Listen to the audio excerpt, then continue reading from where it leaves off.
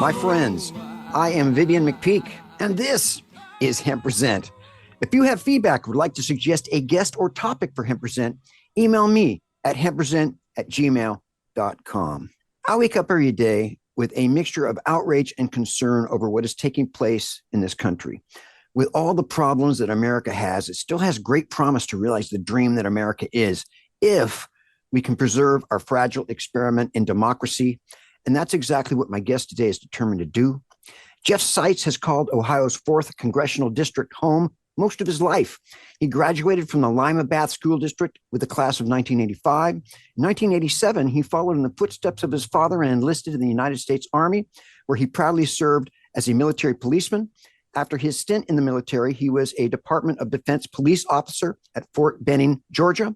He earned an associate degree in applied science from the Ohio Institute of Photography and Technology. And most importantly, he's running for Congress in Ohio's 4th Congressional District. I know he has a very busy schedule, and I want to thank him for taking the time to talk to me today. I'm thrilled to have the opportunity to give you, my listeners, access to his platform and ideas. Welcome, Jeff, to Cannabis Radio. Hi, Vivian. Thanks for having me on today. It's my pleasure. Jeff, Jim Jordan is serving in his 9th term in the U.S. House of Representatives in Ohio's 4th Congressional District. It seems to me he's just not real concerned with governing. And for what we've seen, I'm not even sure that he knows how to govern. He is the primary co-conspirator with Donald Trump in the January 6th insurrection. He's essentially a performative saboteur in the House of Congress, in my opinion. You're running against Jordan as a Democrat in an election that has tremendous implications for the future of this nation. Why have you decided to step forward to become Ohio's 4th District representative? And what should voters know about your campaign that makes you the person to beat Jim Jordan? Well, Vivian, first I want to say a shout out to a couple issues here in Ohio that have one is pertinent to your listeners, but issue one here in Ohio has great interest nationally. It's a proposed congressional or a constitutional amendment giving every person the right to make and carry out one's own reproductive decisions. It's a big issue here in Ohio, and I just wanted to put a shout out to that. I've already voted yes on this issue, and I encourage any of your listeners here in Ohio to vote yes on that issue. The second one is of concern to you guys. It's about hemp. And issue 2 is about the right to grow some of your own hemp, have 2.5 ounces of cannabis, and grow it in your home. So that's the other big issue here in Ohio, and I also voted yes for that. So on to your question. Jim Jordan is very bad.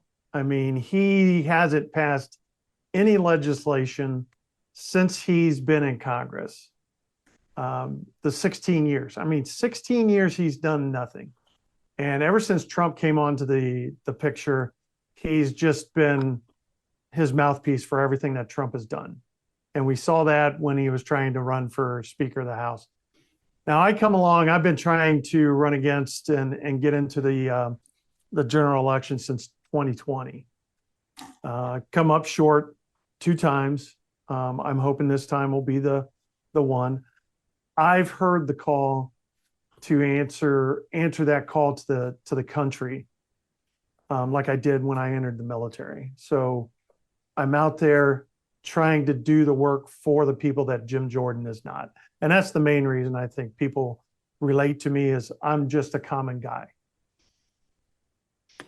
You know, riffing off of what you just said, a woman's right to choose is one of the most critical of the many issues that hang in the balance of these really next couple elections in America. Voters in your state, as you mentioned, will have the opportunity to support or oppose Ohio's issue 1. And for my listeners, if that is enacted, what it would do is, quote, establish a constitutional right to make and carry out one's own reproductive decisions, including but not limited to decisions about abortion, contraception, fertility treatment, miscarriage care, and continuing pregnancy, and allow the state to restrict abortion after fetal viability, except when necessary to protect a patient's life or health.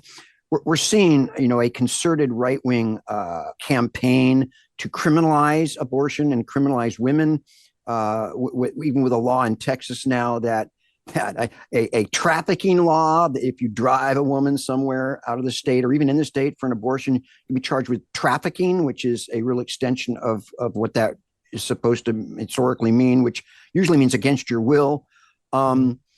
You mentioned that you have already voted for issue one, that you support the issue one. Why is it important? Why is it important to oppose this campaign to prevent abortion? Why do you care about this issue? Well, I want to make sure it's about several things that revolve around women. Women need to have their own rights to what they do with their body. The government should stay out of it. And we see in polls, 58% of the voters here in Ohio favor the November 7th election on issue one. I mean, that's 89% of Democrats, 39% of Republicans, and 51% of independents. And that just goes to show that the Republicans here in Ohio have overstepped their bounds in instituting these laws against abortion, because the majority of the people want that right for the women that they love in their family. My daughter was just over at my house just recently today, and I want it for her. I want it for my daughters. I want it for my nieces, and I want it for all women out there to have their right to do what they want to do with their body. The Republicans say that they are the party of freedom, right? I spent over 30 years of my life as a community activist working on drug policy reform with a specific focus on cannabis legalization. And while Americans in some states like mine now have the freedom to use cannabis without the threat of arrest, and I worked very hard to help make that happen, Ohioans currently cannot legally use, purchase, possess, sell, grow, or gift cannabis products. Issue two, which you've already signaled support for in your intro, is also on the ballot in Ohio, and that would change all that. Why do you think that the legalization of cannabis is an important issue for the citizens of your state? Well, we can see through, again, polling is 66% of Democrats, 50% of Republicans, 59% of independents agree with the right to, have cannabis, smoke marijuana, up to a point. Even though I've never personally smoked marijuana, I've been in places like in Amsterdam and the Bulldog and the Grasshopper over there where it's legal. And we've never, to my knowledge, and you might have better knowledge than me, that there's never been an overdose on cannabis or marijuana. But we have had deaths due to alcohol. But yet we can give people alcohol, but we can't this drug. And I've been approached by people saying it's a gateway drug and this, that, and the other thing. But I personally don't see harm to it.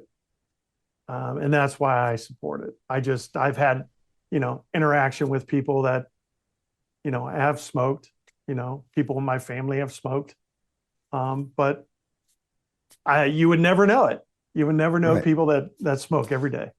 I've been to the Grasshopper and the Greenhouse and the Milk Veg and all those places in Amsterdam myself. And I'm sure that you noticed what I did. It's like any other bar. It's like any other club. It's like any other tavern. Mm-hmm. Nothing different is happening except some people are imbibing cannabis instead of alcohol. I mean, that's, it's a non-issue. And the new Speaker of the House, God forbid, is a rabid anti-cannabis zealot, right?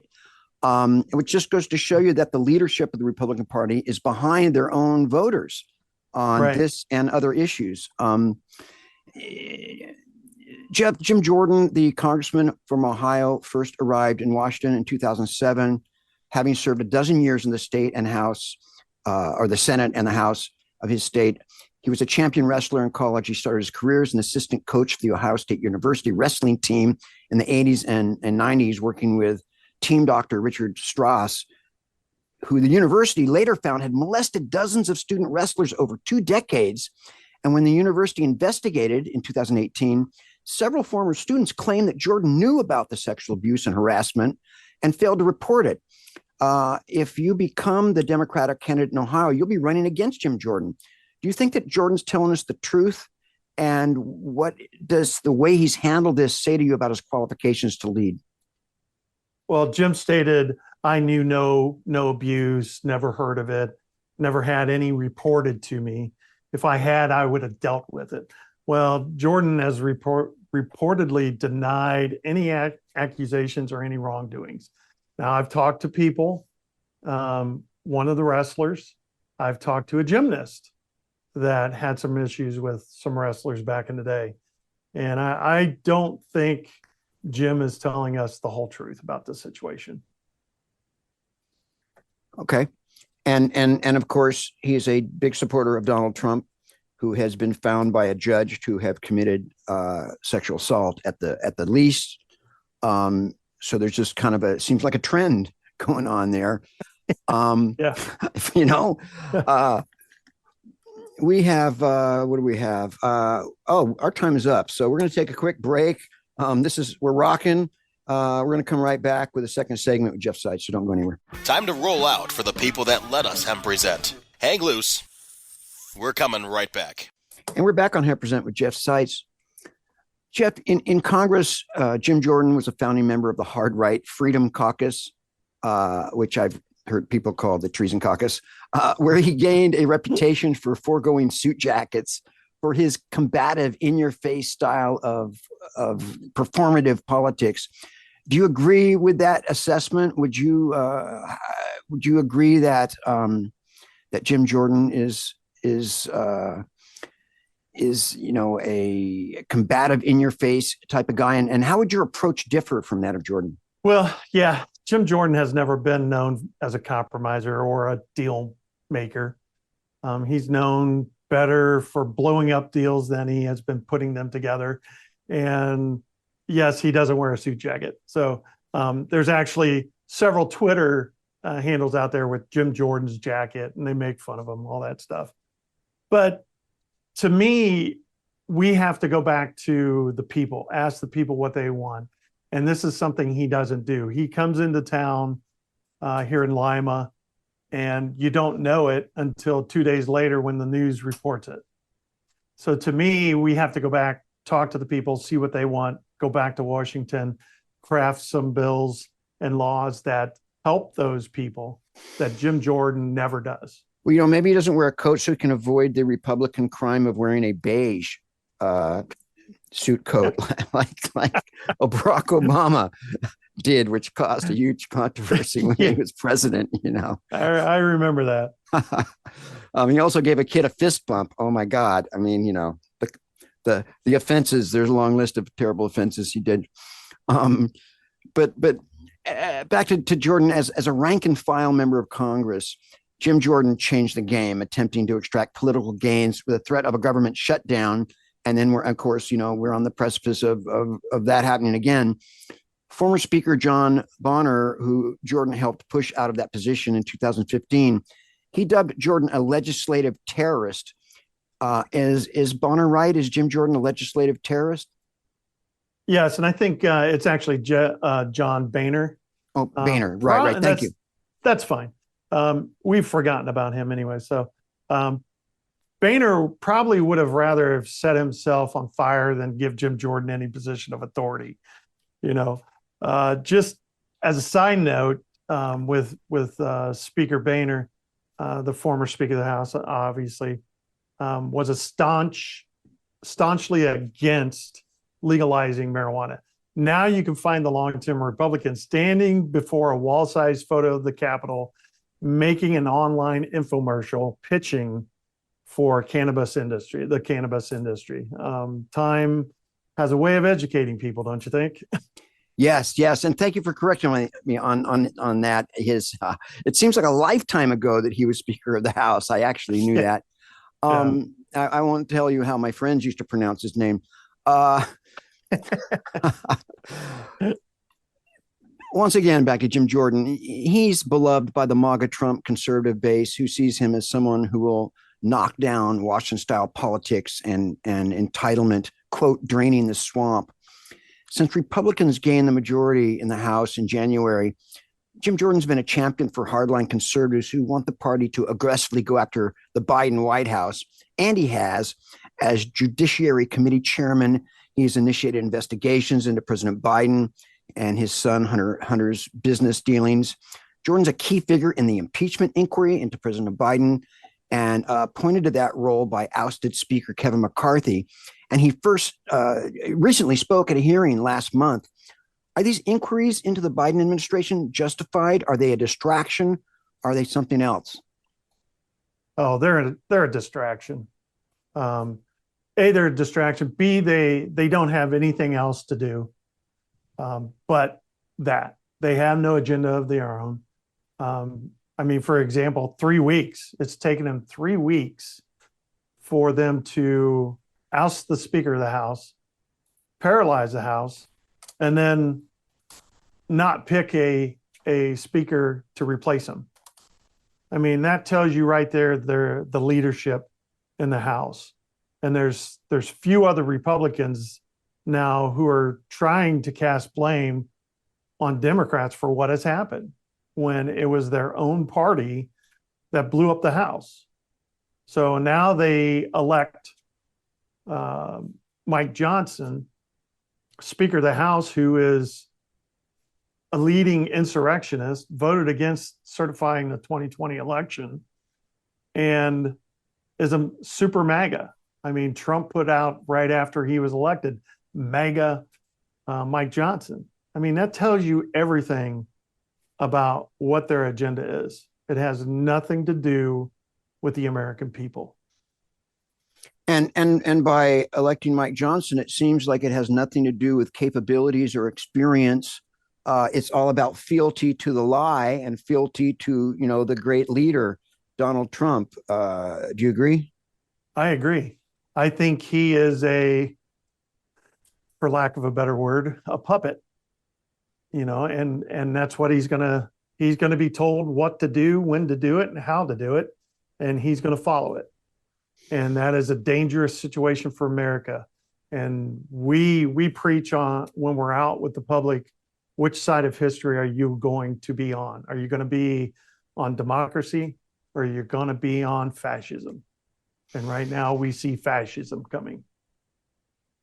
Yes, absolutely. I mean, it seems like with his, in my opinion, almost be better to have no speaker than to have him as speaker. I mean, I'm concerned about a lot of things, like, continuing to support Ukraine in the conflict against Russia. And like you say, just preserving our fragile democracy. I mean, how concerned are you about Mike Johnson having the gavel? Well, we'll have to see in the coming weeks, when we get closer to redoing the budget and everything. Is he going to not do what Kevin McCarthy did and seek out help from the Democrats to get some compromise done? Will he shut the government down? If he shuts the government down, we'll know that he's true MAGA and not wanting to work for the betterment of the American people. That's when we'll know. Jeff, what kind of feedback have you been getting from the voters in your community, and how can people support your campaign? We've been getting great feedback, both inside the community, online. Everybody seems very supportive of us. They're happy to see us when we show up at events. And a lot of times I'll ask people questions just like you're asking me, and just kind of shut up and listen. And I think that's what our politicians should be doing nowadays, is just shutting up and listen. They're very excited with we're coming out. We've got this idea about what we're calling the All-American Tax Act. We think it's going to benefit all Americans. We're in the early phase of trying to figure out what it is and how to implement it. Basically, we think maybe the first $36,000 of your income will be tax-free. And that puts about $300 to $400 a month back into a family's income, which we know now could help people, with inflation and stuff like that. So, if you want to support my campaign, you can go to our website, A shortcut is jeff4.us, jeff4.us. And that'll take you to our fundraising page where you can donate. And it'll also give you an address if you want to send a check in. So Great. We're going to take another quick break and come back with our final questions for Jeff Seitz for Congress. Time to roll out for the people that let us Hempresent. Hang loose.